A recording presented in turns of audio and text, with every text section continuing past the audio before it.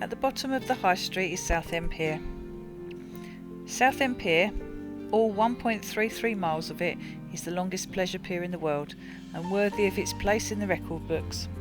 It is Grade 2 listed, and Sir John Betjeman, English poet and broadcaster, and incidentally the name of one of the pier trains, said that the pier is Southend and Southend is the pier. Attracting around 320,000 visitors per year, the pier offers a stroll out to the sea and a host of activities at the end, and one of its more recent claims to fame is that of Jamie Oliver and Jimmy Doherty, who have cooked up a feast of delights in their cafe at the end of the pier since the 2013, showcasing the event on TV programme Friday Night Feast and hosting a number of celebrities such as Ant and Dec, Mary Berry and Usain Bolt among them. For those who don't fancy the return 1.33 mile return on foot, or just fancy the ride, there is the famous pier trains. Since the Lord Mayor of London, Sir William Thompson, laid the foundation stone on the 25th of July in 1829, the pier has enjoyed a long and interesting history, being the source of pleasure to many visitors, both local and further afield, and playing an active role in Britain's conquests. The pier came into existence after a number of local dignitaries pushed for its construction to enable boats to reach Southend at all tides. The campaign was led by Sir William Haygate, 1st Baronet, who was a local resident and former Lord Mayor of London. So on the 14th of May 1829, the first Pier Act received royal assent. By June 1830, the wooden pier, 600 foot in length, was opened, employing a horse tramway to take goods and visitors to and from the pierhead. The pier was too short to be used at low tide, so in 1833 it had to be extended to 7,000 feet, making it the longest pier in Europe. The pier then ran into financial problems, so it was sold in 1846 for £17,000. By the 1850s, the London-Tilbury Southend Railway, what we now know as the C2C Southend Central Line, reached as far as Southend, the station being a little more than 10-minute walk from the pier entrance. With it, like today, came a great number of day trippers from London and other inland areas to enjoy a day at the seaside, so visitor numbers to the pier increased. The wooden pier wasn't able to withstand the increased traffic, and in 1873 it was sold to Southend Local Board, or our equivalent today is Southend Borough Council. Then in 1887 work commenced to build a new iron pier, which opened to the visitors that same year. However, it wasn't finished until 1889, costing approximately £70,000. Such crowds were drawn once more, and a victim of its own success, the pier required further extension, which was completed in 1897 and opening the following January. By 1891, the pier railway had been extended to the full length of the pier and now boasted additional carriages. In 1907, the upper deck was added to the head, and again in 1927 the pier was extended once more, the work being done by a company still in operation to this day. The reason for this additional extension was to accommodate the larger steamboats. It was opened by Prince George, Duke of Kent, who the extension was named after. This extension was 326 foot long at a cost of £58,000. During World War I, ships housing German prisoner of wars were moored off of the end of the pierhead. By 1930, 4 trains were commissioned, each comprising of 7 carriages, and running a double track which was completed in 1931, costing £35,000. On the 9th of September 1939, the pier closed to the public for the duration of World War II. She played her part in the Great War, being taken over by the Royal Navy and undergoing a name change to HMS Lee. During the war, the pier served as a mustering point for convoys and also the naval control for the Thames estuary. When the pier reopened in 1945, it was more popular than ever, and by 1949 to 1950 it drew a whopping 5.75 million visitors. At this time of growth, the pier saw several additions: the Dolphin Cafe, which was built out of the scrap timber left by the Royal Navy, the Sundeck Theatre, the Solarium Cafe, and amusements, which included a hall of mirrors. In 1949, the existing trains were replaced by 4 new trains. Sadly, in 1959, the first of the pier's fires destroyed the pavilion at the shore end, with over 500 people being trapped on the water side that had to be rescued by boats. In 1962, the pavilion was replaced by a 10-bin bowling alley that, despite a less devastating fire in 1977, remained active until it was destroyed by another fire in 1995. By the mid-60s, the world became a smaller place with the introduction of the package holiday, so the pier's popularity declined, and sadly its structure began to deteriorate. A huge fire in 1976 destroyed much of the pier head, with firefighters working from both the pier itself and from boats and crop spraying aircraft. I was very small at the time, but I remember walking to the end of our road in Chalkwell and watching the devastating event unfold in front of our eyes. In 1977, yet again, the pier was damaged by further fire. This time the bowling alley, and the 1978 the railway was deemed unsafe and had to close. In 1983, the pier received a much-needed grant from the Historics Building Committee, and work commenced on the new railway and rolling stock. The 1984 to 86 reconstruction cost a whopping £1.3 million, and on the 2nd of May it was formally opened by Princess Anne. In June 1995, the bowling alley was destroyed in another massive fire, and I remember going to the cliffs tops of Royal Terrace and watching her burn as the fire brigade battled in vain to extinguish the flames. Sadly, this dictated the end of the bowling alley, in which I had spent many a good night out with friends. In 2002, the RNLI Lifeboat station and gift shop were opened at the end of the pier, funded by the RNLI, and in 2003 a new pier entrance was completed at the cost of £1.9 million, and this glass building remains in place today. In 2005, once again, the pier caught fire, damaging much of the old pier head. The Southend Lifeboat was deployed to ferry the first firefighters to the scene. In 2009, a new station platform was unveiled, which replaced the previous one that had been destroyed in the 2005 fire. In 2012, a new cultural centre was craned into position at the end of the pier, attracting visitors to all manner of exhibitions and events throughout the year. This was officially opened on the 17th of July 2013 by the Duke of Kent, who renamed the centre the Royal Pavilion. That same year, 2012, a local fishing trawler hit a section of the western side of the pier, about a quarter of a mile from the shore. The cost of the damage was estimated to be around £100,000, and Southend Magistrates Court fined the captain £3,000 and ordered him to pay £10,000 in costs after he admitted failing to keep proper lookout. In 2011, an 80-foot barge blew off of its moorings in a storm and smashed into the pier.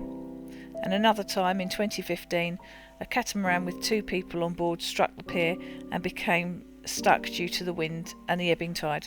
The RNLI had to launch the lifeboat to rescue the stricken vessel. These are only a couple of the 17 accidents that the pier has met with boat collisions. Back in 2018, a visitor from elsewhere in the UK spotted a small fire break out once again, but quick thinking chap relieved himself upon it and extinguishing it, for which Southend Council thanked him for his quick thinking tinkling. I'm going to take that because I might be able to make it into something. Due to the pandemic, the pier is currently closed, but like with every knock she has taken, she will rise again and attract great number of visitors like she always has. For information on the pier and its events, I have put the link in the description box. Find out what that is. And there's another piece of bottle. Look at that. There you go. Oh, that would have been hexagonal. So I'll take that because I'm going to start melting them down for the beads.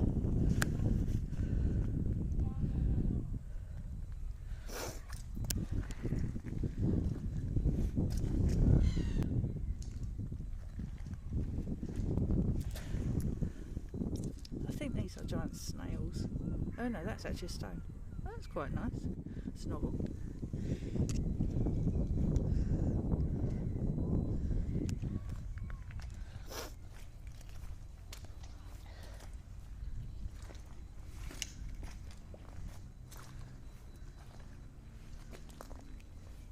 Oh, here's another piece of pottery. This has got some sort of markings on it. I'm going to take it and clean it up and see what we find. There's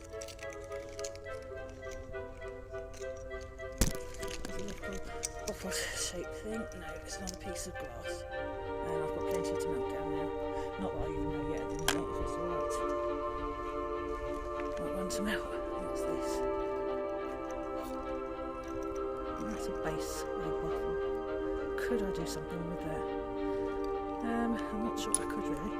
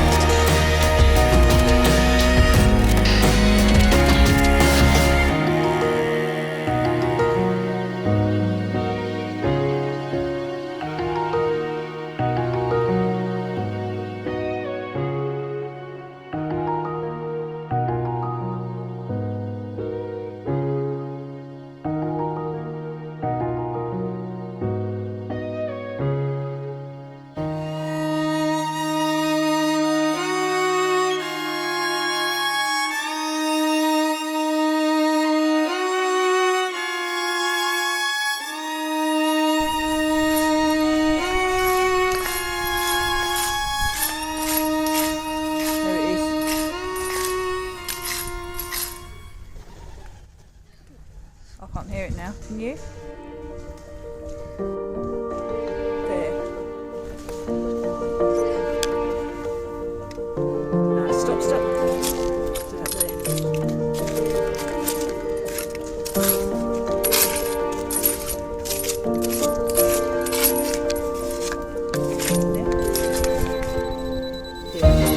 There is something else. That's quite solid.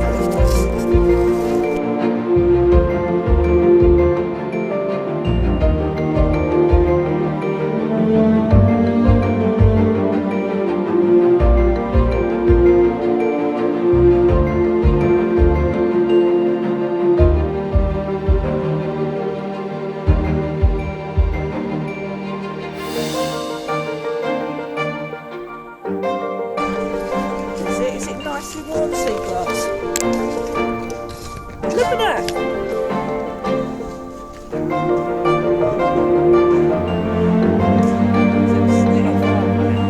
It's a single.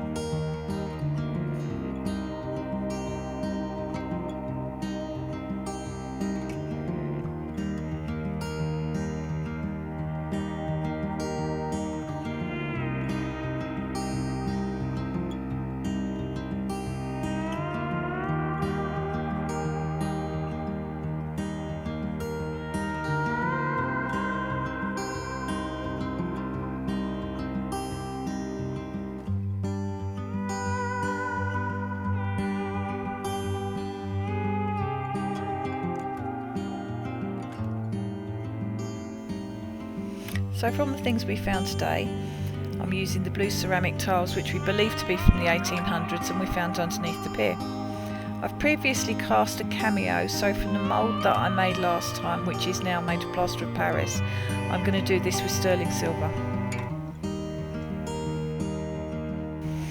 So on the back of it, I'm drawing around the cameo itself. I will want this a little bit bigger, but I will bear that in mind when I cut it.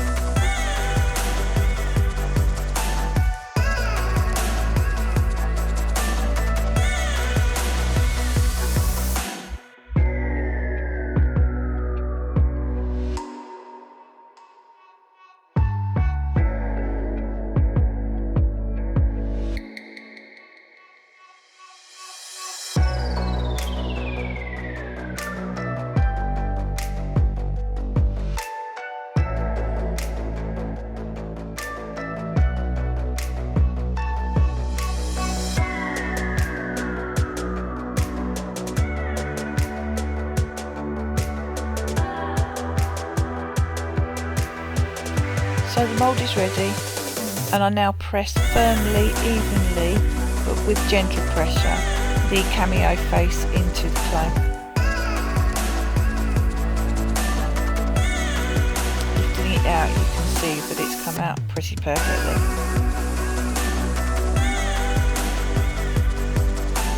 I have to make some air gaps now. Try to make these as tiny as possible because I have to saw them off at the end, and if the thinner they are, the easier that is.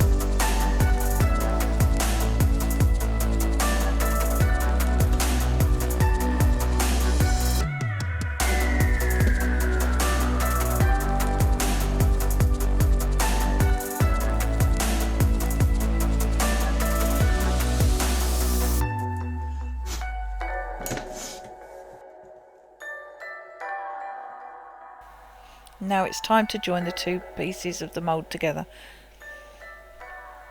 It's not always easy to push them together.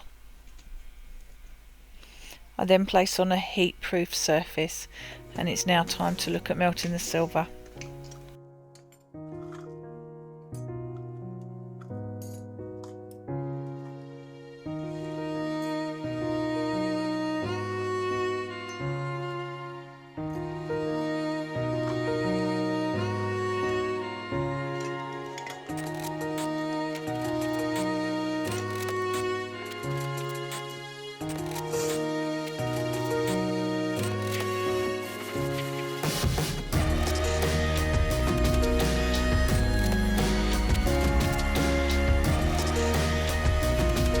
I've not scrimped on the bit where we've melted silver. I know it's aesthetically pleasing to a lot of people, so I've left it in.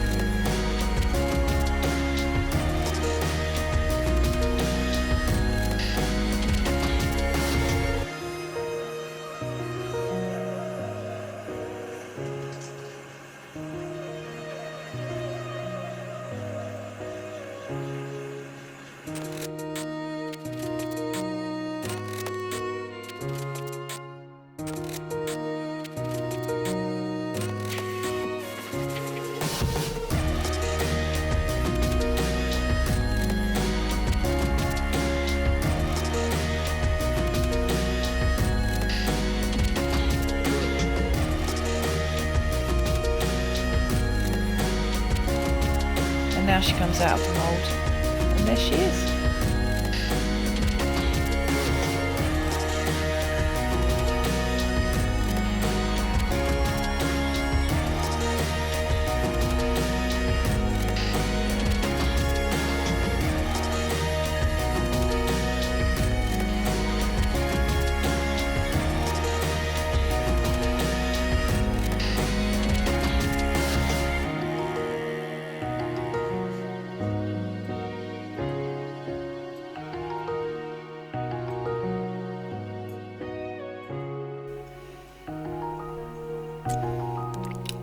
And now it's time to place in jeweller's pickle and quench.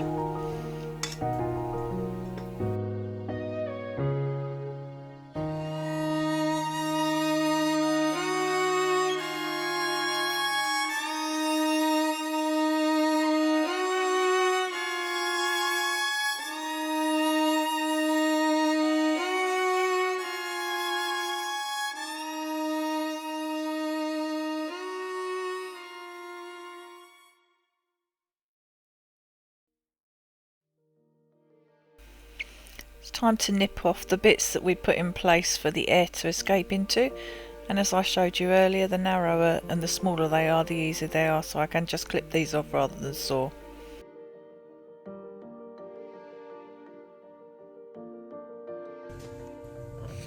Time to saw off the excess pieces with the ring saw.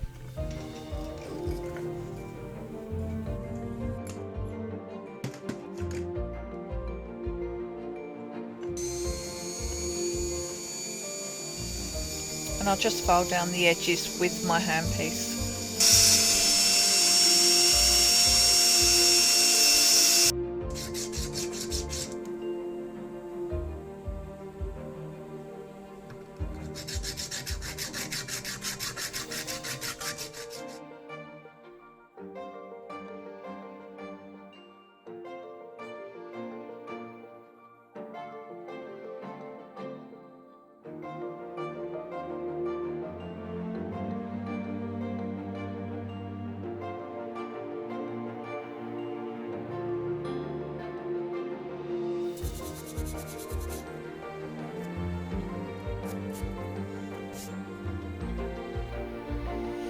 So this is a glass grinder.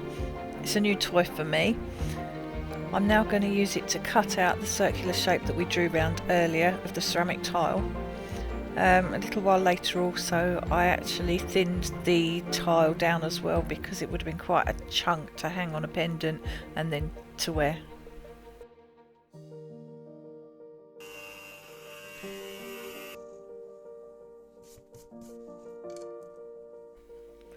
So I lined the cameo up on the tile and found that I still needed to take a little bit more off of the actual tile to even out its shape. So I then used the handpiece on it.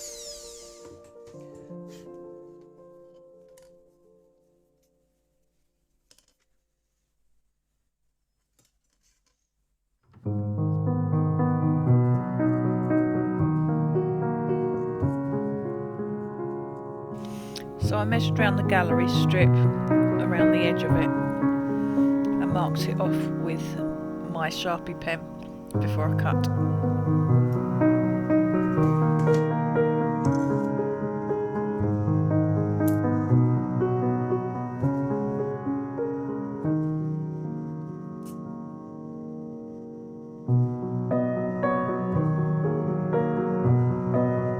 So using silver solder paste, I'm going to solder the two ends together to form a circle.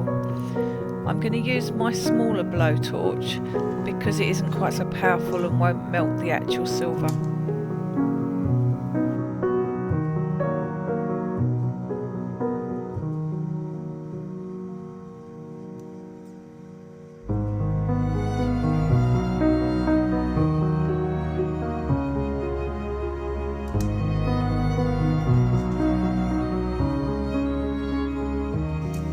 It needs to fit round snugly because it's got to hold it in place, and I'm also not going to put a full back plate of silver on this.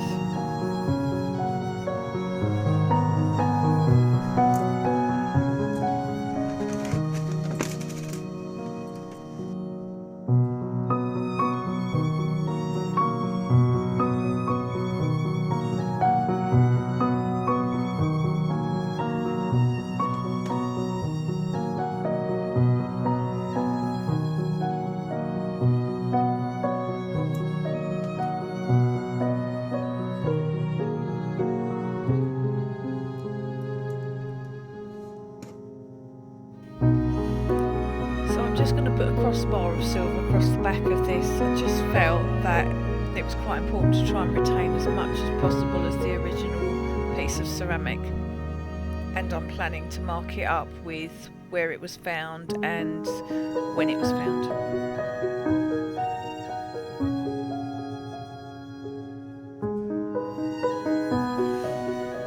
So having lined it up, I've got the silver solder paste again, and I'm just going to solder the back bar across the back.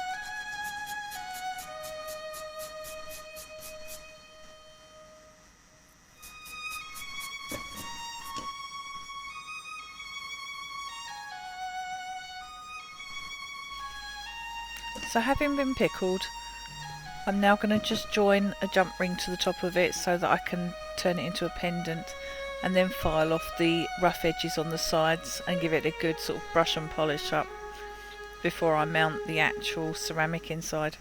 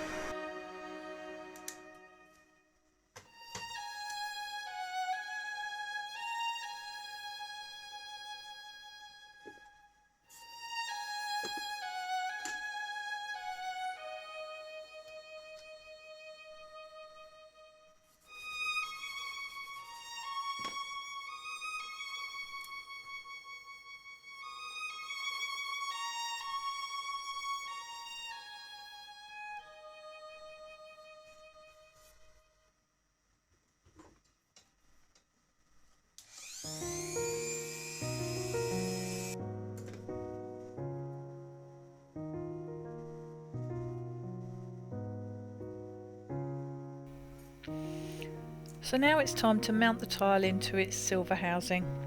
I make sure I press it in firmly and then I'll check it all over.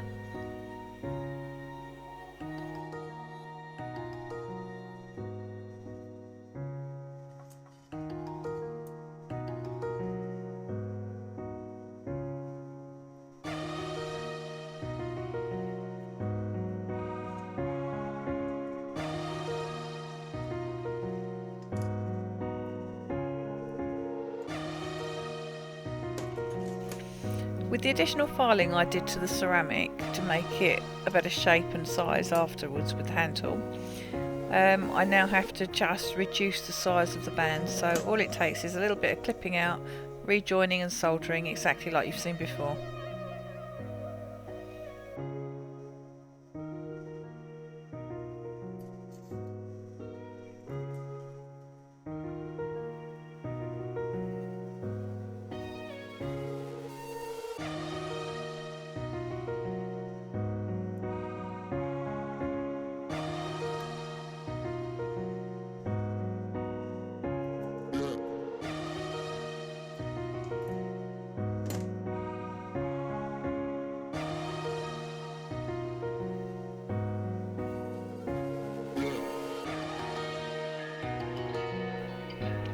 I've not shown you the very end of this process because you've seen it many times before if you've seen my other videos. The only way to actually join the cameo itself to the ceramic is by glue, for which I use an epoxy because it's the strongest there and I don't want it to come off.